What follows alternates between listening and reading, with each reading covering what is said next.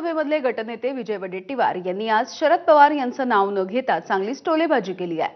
सध्या सरकारमध्ये बैलगाडी हाकणाऱ्याच्या हातामध्ये तुतारी आणि 2 कासरे आहेत आणि हे कासरे मुख्यमंत्र्यांच्या हातामध्ये आहेत असं वडेट्टीवार यांनी म्हटलं।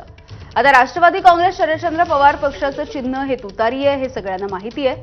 त्यामुळे वडेट्टीवार यांचा रोख नेमका कुणाकडे होता हे सांगण्याची कुणा राजकीय पंडिताची आवश्यकता नाही।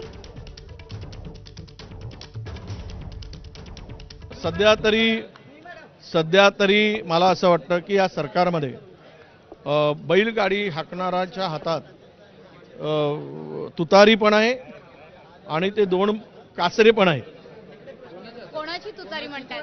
आणि तुतारीनं त्या बैलगाडीला कुणाकडे वळवायचं हे सर्व अधिकार तुतारी आणि कासरी जे लाला म्हणतो दोर लावलं होतं ना बैलांना बांधलेला, ते सर्व अधिकार असल्यामुळे आता त्याचं पुढचं तुम्ही विचाराल तर येणारा काळ सांगेल। दरम्यान विजय वडेट्टीवार हे चुकून बोलले असतील अशी प्रतिक्रिया रोहित पवार यांनी दिली। कदाचित त्यांना घड्याळ म्हणायचं असावं